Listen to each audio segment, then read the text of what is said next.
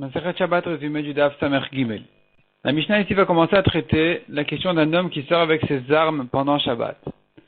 Selon Tanakama, il est Chayav Khatat, selon Rabbi Eliezer, il n'est pas Chayav, il n'est pas tour, ce n'est qu'un bijou pour lui, ça lui ajoute de l'importance, de la valeur, et donc c'est comme un bijou, il n'est pas Chayav dessus.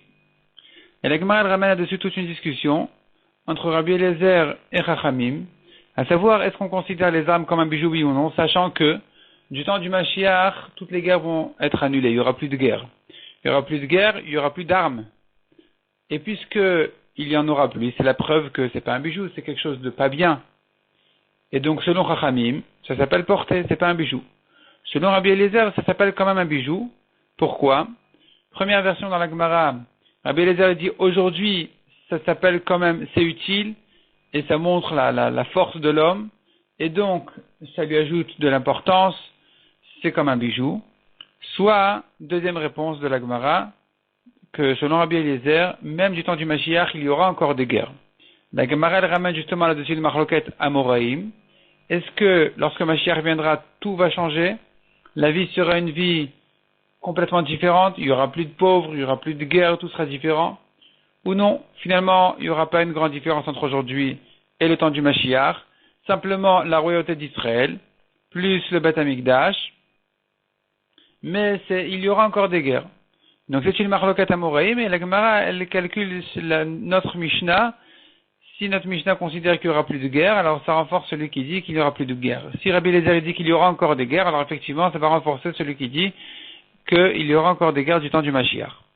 Là-dessus, la Gemara, elle dit, d'où on apprend dans certains pasouk que les armes, c'est un bijou.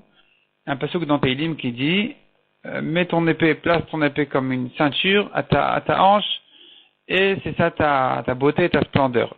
La Gemara dit que malgré que ce pasouk-là, il était cité à propos de la Torah, il parle à un Talmid Chacham en lui disant, ton épée qui veut dire tes arguments de Torah, qu'ils soient vraiment à ta ceinture pour que tu puisses les sortir dès que tu en as besoin pour te défendre, pour te prouver ton avis, mais cependant, en mikra yotamid pshuto, puisque le pasuk finalement, il s'exprime sous forme d'armes, alors ça aussi c'est vrai, c'est aussi considéré comme un bijou pour un homme, ça lui ajoute de l'importance, et donc c'est pour ça qu'il y a lieu de dire qu'il est pas tour s'il est porté pendant Shabbat. La Gemara ajoute là-dessus, Rav Kana, qui connaissait notre Mishnah, déjà jusqu'à l'âge de 18 ans, il avait déjà fait tout le chasse, donc notre Mishnah il la connaissait déjà, malgré tout, il avait du mal à comprendre la raison de Rabbi Eliezer qui dit que c'est un bijou, sachant que le pasuk ne parle a priori que de Torah, jusqu'à ce qu'on lui a dit non, en mikra yotamid pshuto. Le pasuk peut se comprendre aussi selon son pshat, selon sa compréhension simple qui parle de l'épée et pas que de Torah. De là que la Gemara apprend, un homme doit étudier la Torah, même s'il ne comprend pas tout ce qu'il apprend, tout ce qu'il a entendu, tout ce qu'il a étudié, qu'il étudie, qu'il avance et qu'il connaisse encore et encore, comme Rav Kana qui connaissait déjà tout le chasse, et qu'ensuite, il s'attarde à comprendre la raison de chaque chose.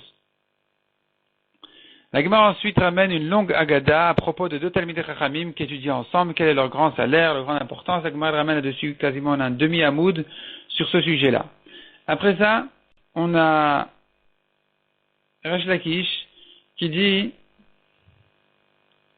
il vaut mieux s'approcher d'un Talmid Chacham, même si il est dur, que d'un Amaret, même s'il paraît chassid, paraît un grand sadique.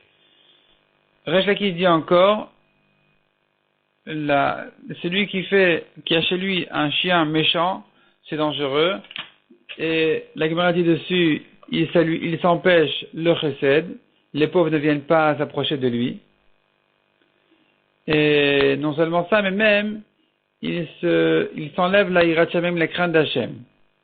La Gemara raconte le danger que ça a fait pour une femme enceinte qui avait entendu les chiens aboyer, elle s'est affolée et elle a perdu son petit.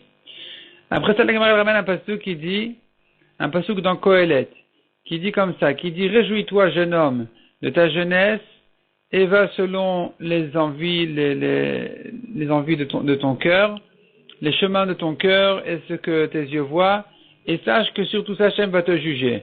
La Gemara explique ce pasuk de deux manières différentes. On est obligé de partager le pasuk en deux, ça c'est clair, parce qu'il paraît contradictoire. La Gemara propose une première explication, soit le début du pasuk, c'est le Yetzer Hara qui parle, suis ton cœur, suis tes envies, suis tes yeux. Et la fin du passouk, c'est le Yetzer Hara qui dit, mais sache que Akadosh Baruch Hu va te juger dessus.